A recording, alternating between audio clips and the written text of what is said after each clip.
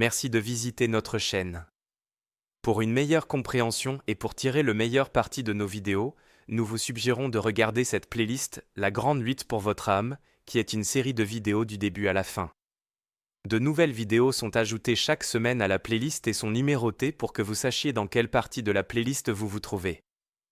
Vous pouvez également rechercher votre langue ou une langue que vous comprenez dans nos playlists pour mieux vous servir. Veuillez vous abonner pour être informé des nouvelles vidéos et partager nos vidéos avec d'autres que vous connaissez et qui pourraient en bénéficier. Que vous trouviez cette chaîne une bénédiction. Que Dieu vous bénisse. La véritable santé de l'âme commence par l'amour de Dieu. Lorsque nous aimons Dieu, que nous ne voyons pas, c'est ainsi que nous pouvons vraiment aimer notre prochain comme nous-mêmes. Sans aimer Dieu en premier, nous ne sommes pas capables d'aimer les autres comme nous-mêmes, ce qui signifie que l'âme n'est pas en bonne santé. Maladie de l'âme. Lorsque le corps ne fonctionne pas comme il devrait, on dit qu'il est malade ou en mauvaise santé. Il en va de même pour l'âme. C'est pourquoi Jésus-Christ a dit dans Matthieu 9 versets 12 à 13, 12, « Ce sont les malades qui ont besoin de médecins, non pas ceux qui sont en bonne santé. » 13. Allez apprendre ce que signifie cette parole. Je veux la miséricorde et non le sacrifice. Je ne suis pas venu appeler des justes, mais des pécheurs. Ceux qui pensent que leur âme est en bonne santé ou qu'ils sont justes pensent qu'ils n'ont pas besoin de lui pour les guérir, mais Jésus-Christ est venu guérir les pécheurs, ceux dont l'âme n'est pas en bonne santé. Il est venu guérir tout le monde du péché, parce que 23. Tous ont péché et ne sont pas dignes de partager la grandeur divine de Dieu. Romains 3 verset 23. La loi dans les 10 commandements nous montre comment nous devons nous rapporter à Dieu et aux hommes. Elle nous indique ce qui est juste et ce qui est mauvais dans notre relation avec Dieu et les hommes. Lorsque nous ne nous rapportons pas à Dieu ou aux hommes comme nous devrions, alors c'est le péché. Il y a des choses sur Dieu que les gens ne peuvent pas voir, sa puissance éternelle et tout ce qui fait de lui Dieu. Mais depuis le début du monde, ces choses ont été faciles à comprendre pour les gens.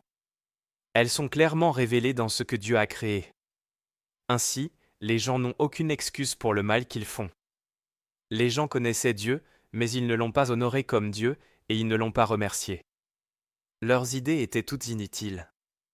Il ne restait aucune bonne pensée dans leur esprit insensé. Ils disaient qu'ils étaient sages, mais ils sont devenus fous.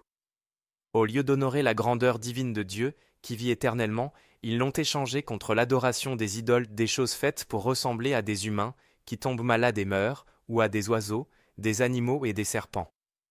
24. Des gens voulaient seulement faire le mal. Alors Dieu les a abandonnés et les a laissés suivre leur voie pécheresse. Et ainsi, ils sont devenus complètement immoraux et ont utilisé leur corps de manière honteuse les uns envers les autres. 25. Ils ont échangé la vérité de Dieu contre un mensonge. Ils se sont prosternés et ont adoré les choses que Dieu a faites au lieu d'adorer le Dieu qui a fait ces choses. C'est lui qui doit être loué pour toujours. Amen.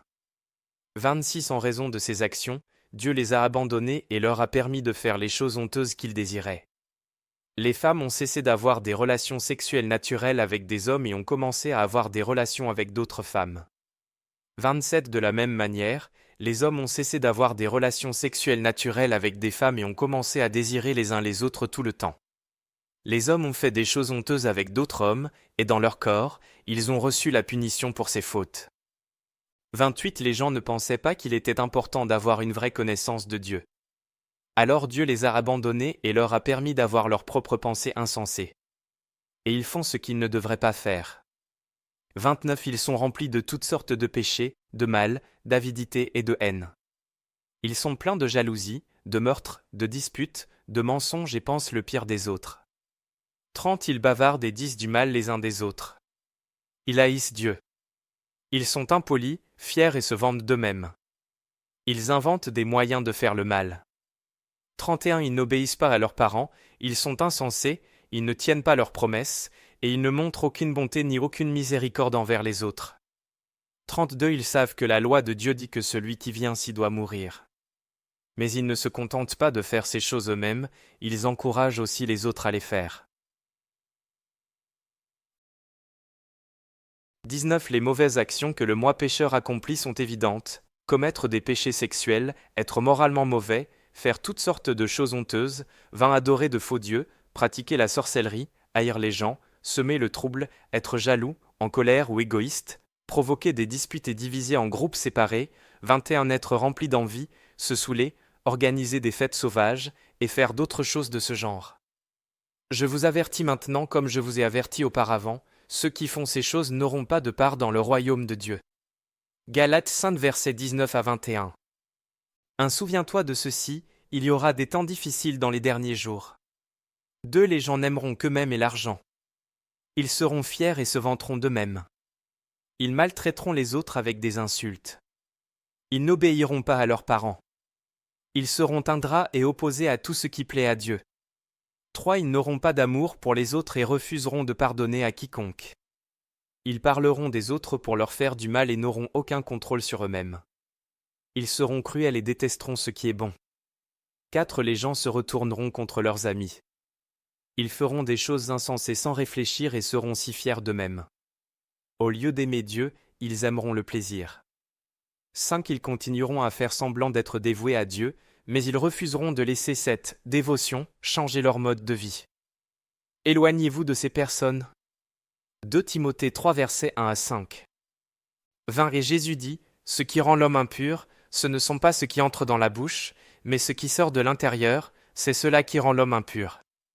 21 Car c'est de l'intérieur, du cœur des hommes, que viennent les mauvaises pensées, les adultères, les impudicités, les vols, les meurtres, 22 Les adultères, l'avarice, la méchanceté, la fraude, la débauche, l'envie, la calomnie, l'orgueil, la folie. 23 Toutes ces choses mauvaises sortent de l'intérieur et rendent l'homme impur. Marc 7 versets 20 à 23.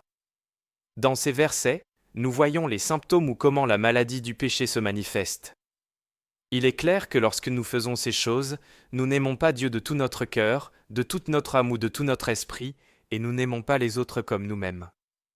Dans la prochaine partie, nous apprendrons comment le diagnostic de cette maladie du péché est effectué. Rappelez-vous que Jésus-Christ est venu guérir les pécheurs de cette maladie du péché. En tant que médecin de l'âme, le péché sont les symptômes qui montrent qu'il est nécessaire de nous guérir. Merci de regarder et rester à l'écoute pour la prochaine partie de la suite de cette série vidéo. Que Dieu vous bénisse.